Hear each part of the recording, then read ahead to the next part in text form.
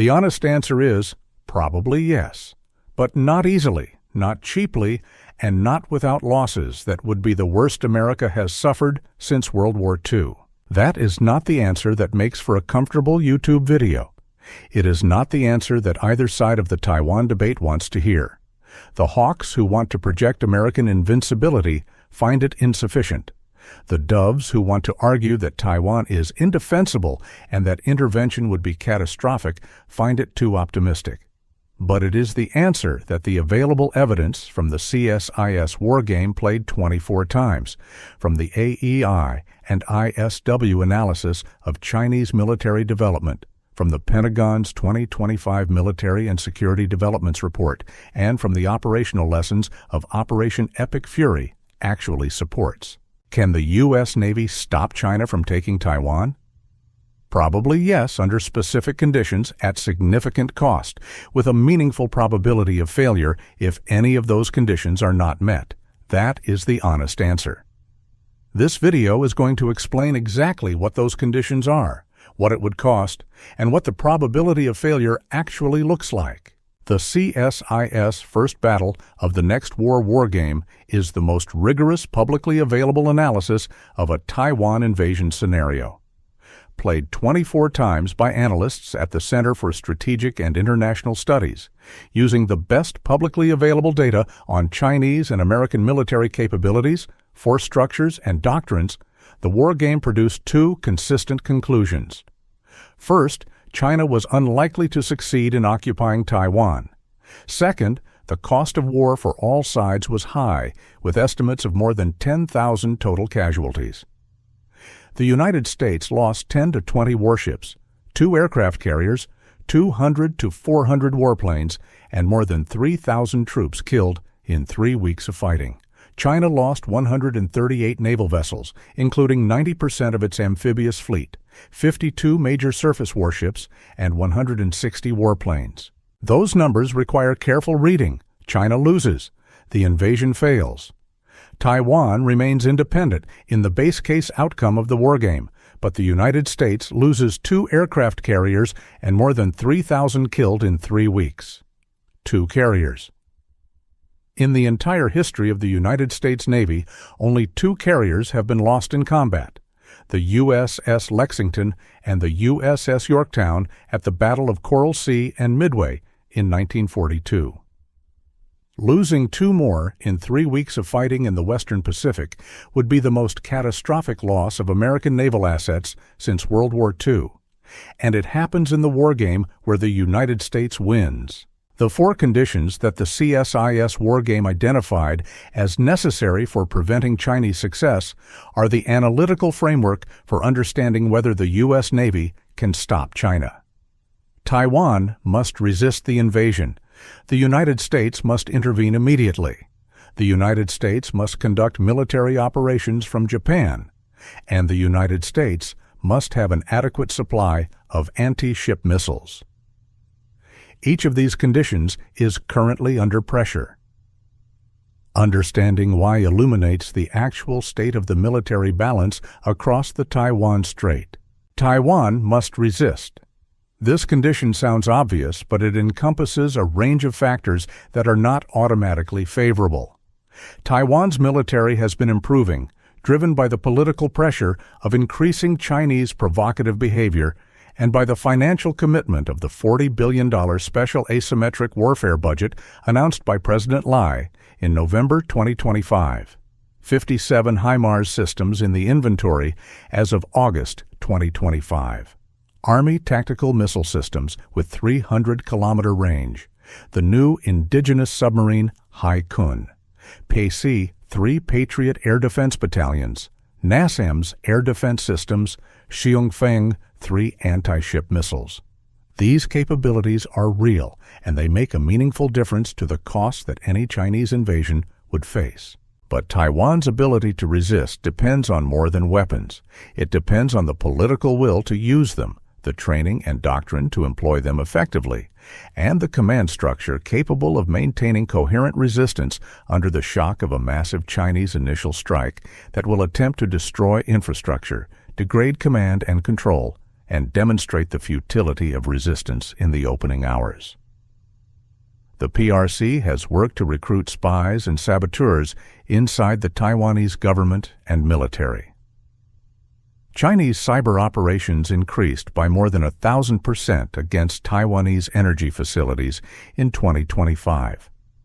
A Chinese initial strike that succeeds in decapitating Taiwan's political and military leadership, or that creates enough confusion in the opening hours to prevent effective coordination of Taiwan's defensive forces, degrades every other condition for American success. The United States must intervene immediately. This condition is partly political and partly operational. The political component is whether an American president will make the decision to commit American forces to combat immediately upon a Chinese invasion, rather than waiting for diplomatic consultations, congressional authorization, or confirmation of Chinese intent. The operational component is whether the forces needed for immediate intervention are actually in position to intervene immediately. One carrier in the Pacific right now, while 3 are committed to Epic Fury, is not the same as the multi-carrier Pacific presence that existed before February 28, 2026. Immediate intervention with 1 carrier is possible, but it is not the same as immediate intervention with 2 or 3. The United States must conduct operations from Japan. This condition is the one that is most dependent on decisions outside American control. Japan's Prime Minister Takaichi stated publicly in November 2025 that a Chinese blockade of Taiwan constitutes a threat to Japan's survival, implying activation of Japan's expanded defense posture. The Japan Self-Defense Forces have been investing in long-range strike capability, with decisions to acquire Tomahawk cruise missiles and develop indigenous long-range precision strike systems that would allow Japan to contribute to deep strike operations against Chinese mainland targets. But the decision to allow American forces to use Japanese bases for offensive operations against China, as opposed to purely defensive operations, requires a specific authorization from Japan's national diet that could take days or weeks to secure, even if the political will exists. During those days, Chinese forces are advancing. The CSIS Wargame found that without base access in Japan, the range limitations of carrier-based and land-based aircraft severely constrain American ability to concentrate firepower in the decisive area around Taiwan. Guam is 2,700 kilometers from Taiwan. Aircraft launched from Guam face range limitations that reduce their time on station and their weapons payload compared to operations from Okinawa, which is approximately 600 kilometers from Taiwan. The difference between operating from Okinawa and operating from Guam in terms of sortie efficiency is roughly a factor of 4. Without Japan, the United States is fighting with one arm tied behind its back. The United States must have adequate anti-ship missiles. This condition is the one that is most directly stressed by Operation Epic Fury. The number of LRASMs available to American forces in 2026 is fewer than 500, according to CSIS analysis. A Taiwan scenario in which the United States needs to sink an entire Chinese amphibious invasion fleet requires far more than 500 anti-ship missiles. The CSIS Wargame identified adequate long-range anti-ship missile supply as a critical condition for success precisely because the math of sinking enough Chinese amphibious ships to prevent a successful landing requires weapons in quantities that current inventories cannot support. Epic Fury's consumption of Tomahawks, SM-2s, SM-6s, and precision-guided munitions has further reduced the inventories available for a Taiwan contingency that might begin before those inventories are reconstituted. If all 4 conditions are met, the CSIS Wargame says Taiwan survives. China fails to successfully occupy the island. At the cost of 2 carriers, more than 3,000 Americans killed, and a regional economic disruption that the global economy would feel for years. If any of the 4 conditions fails, the probability of preventing Chinese success drops significantly. If Taiwan collapses in the first days before American forces can intervene effectively, There is no scenario in which American intervention reverses that outcome short of a ground war on the Chinese mainland.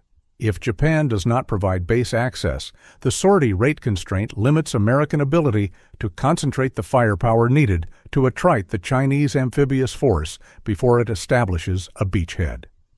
If anti-ship missiles run out before Chinese amphibious ships are destroyed, those ships land their troops. The nuclear dimension of this analysis is the elephant in the room that the CSIS Wargame explicitly set aside as out of scope. Nuclear weapons were off the table in the Wargame scenarios. In reality, they are not off the table for China. China's nuclear arsenal has been expanding rapidly, with the Pentagon's 2025 China Military Power Report documenting significant growth in Chinese ICBM forces and the deployment of a DF-5B ICBM for the first time since 2015. China's nuclear doctrine includes the concept of using nuclear weapons to deter conventional military defeat, a doctrine that raises the question of whether China would employ nuclear weapons if the conventional military balance was turning decisively against it in a Taiwan scenario. The CSIS Wargame asked whether the United States was ready to accept losses if carrier strike groups were sunk. The deeper question is whether the United States would maintain its conventional military commitment in the face of Chinese nuclear signaling or nuclear employment. American nuclear doctrine and the credibility of extended deterrence over Taiwan is a subject that volumes of strategic analysis have examined without producing a definitive answer. The United States has not explicitly committed to defending Taiwan with nuclear weapons. China knows this. Whether that ambiguity deters China or emboldens it is itself a subject of significant analytical disagreement. What is clear is that the nuclear dimension of any Taiwan conflict is not theoretical. It is operational. And any analysis of whether the U.S. Navy can stop China from taking Taiwan that does not acknowledge the nuclear backdrop is analytically incomplete. The People's Liberation Army Navy commissioned 16 surface combatants in 2025. 1 aircraft carrier, 1 landing helicopter dock, 7 to 8 destroyers, 6 guided missile frigates, a combined tonnage larger than any American carrier strike group, a combined armament of 752 vertical launch cells. The AEI analysis that produced these numbers concluded that the U.S. Navy is currently at risk of allowing the plan to contest maritime supremacy in the Indo-Pacific if it fails to substantially increase its procurement of capable surface combatants. The U.S. Navy commissioned 1 surface combatant in 2025. 1. Against China's 16. The Davidson window, the period identified by former Indopacom Commander Admiral Phil Davidson in congressional testimony as the period during which China aims to have the military capability to seize Taiwan even against American and Allied resistance, was set at 2027. Whether the Davidson window is correct as a specific date has been debated by analysts since the testimony was given. What is not debated is the trajectory. China is building faster. China is fielding more capable systems. China is solving the joint operations problem that has historically limited the PLA's ability to coordinate complex multi-domain operations. And China is learning from every conflict it observes, including Operation Epic Fury, drawing conclusions about American strengths and vulnerabilities that will inform how it structures the force it is building. Can the U.S. Navy stop China from taking Taiwan? Probably yes, under the 4 conditions the CSIS Wargame identified at the cost the CSIS Wargame projected, but probably yes is not certainly yes, and the probability of yes declines with every day that the 4 conditions become harder to meet. As the Pacific carrier presence is reduced by Middle East commitments, as the anti-ship missile inventory is depleted by ongoing operations, as China commissions 16 ships per year and the U.S. commissions 1, as the Davidson window either closes or does not. The Navy is not passive in the face of this assessment.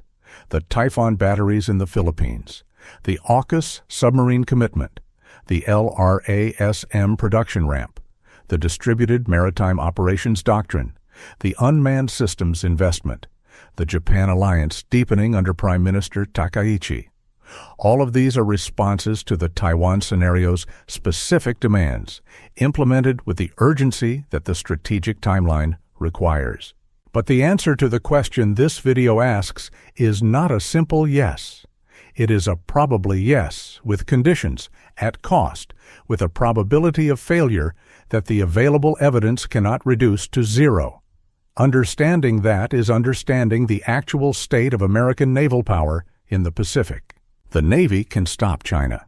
Whether it will depends on decisions being made right now by governments, legislators, and defense planners in Washington, Tokyo, Taipei, and Beijing.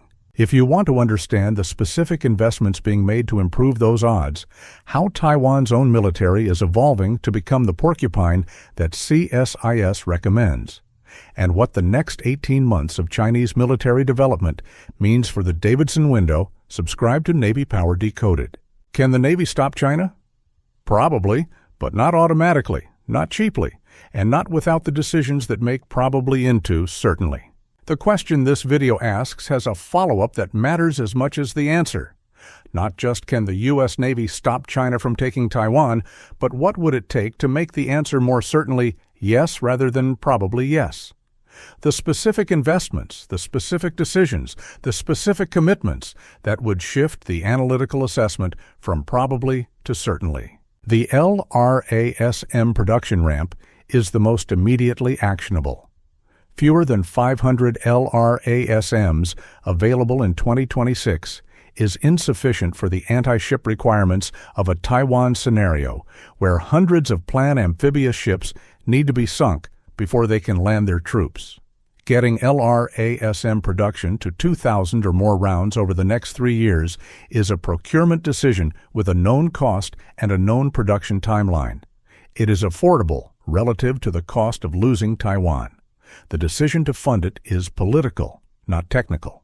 The Virginia-class production increase from 1.1 per year to 2 per year by 2028 is the investment that most improves the Taiwan scenario's odds across the broadest range of contingencies. More Virginia-class submarines means more undersea capability that does not become less survivable as China's anti-surface threat matures. More submarines means more ability to attrite the plan's amphibious fleet before it establishes a beachhead. More submarines means more conventional prompt strike hypersonic capability when Block 6 boats enter service. The investment is being made. Whether it is being made fast enough is the question. Japan's continued expansion of its own long-range strike capability, including the Tomahawk cruise missiles Japan has procured and the indigenous long-range precision strike systems under development, directly adds to the Allied strike inventory in the first island chain, without requiring American platforms to enter the most dangerous threat zone. The U.S.-Japan alliance deepening under Prime Minister Takaichi is one of the most positive strategic developments of the current period.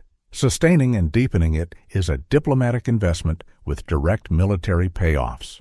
Taiwan's own $40 billion asymmetric warfare budget, if it is funded and implemented over the 2026 to 2033 timeline, directly addresses the first of the 4 CSIS conditions.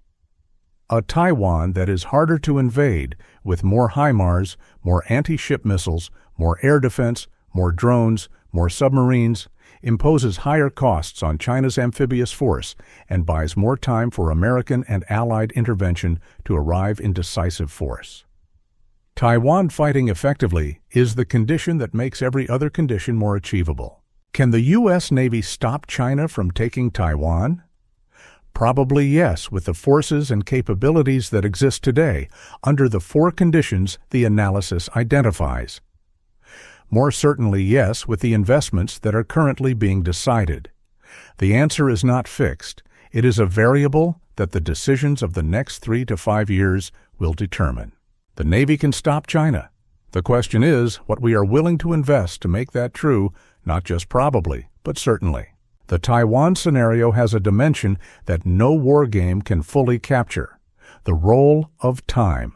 not just the first 72 hours or the first 3 weeks, but the sustained period of conflict that would follow if the initial American intervention prevented China from quickly achieving its objectives. The CSIS Wargame modeled 3 weeks. Real conflicts rarely resolve in 3 weeks. A China that has failed to achieve a quick victory but has absorbed massive naval and air losses might calculate that continued fighting is more costly than negotiating.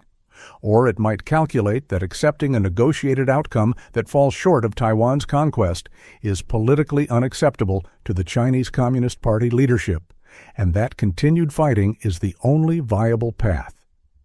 The extended conflict scenario, where neither side achieves its objectives in the first weeks and both sides are absorbing unsustainable losses, is the scenario where the nuclear dimension becomes most acute and most dangerous. American decision-makers who authorize immediate intervention in a Taiwan scenario are making a decision whose full consequences extend far beyond the first 3 weeks of the CSIS wargame. They are making a decision to enter a conflict with a nuclear-armed peer competitor whose core political interests are engaged, whose leadership's legitimacy is potentially at stake, and whose willingness to escalate beyond the conventional military domain is unknown and possibly unknowable until it is tested. The Navy can stop China from taking Taiwan in the conventional military sense, probably, under the 4 conditions, at the cost the wargame projects. What happens in the 6th week, the 10th week, the 6th month, if the conflict continues without resolution, is a question that extends beyond the Navy's ability to answer alone. This is why deterrence matters more than war-fighting capability in the Taiwan context. A conflict that is deterred is a conflict that is won without the losses the wargame projects. A conflict that is fought, even if the United States wins by the CSIS definition, produces costs that would reshape American foreign policy for a generation. The Navy's investment in the capabilities that make deterrence credible, the submarines, the LR-ASM inventory, the Typhoon batteries, the AUKUS commitment is investment in preventing the conflict, not just in winning it if it happens. Can the U.S. Navy stop China from taking Taiwan? Probably yes. The investment being made right now is the investment in making that probably into a deterrence calculation in Beijing that makes probably irrelevant. The best answer to the question is the one where it never has to be tested.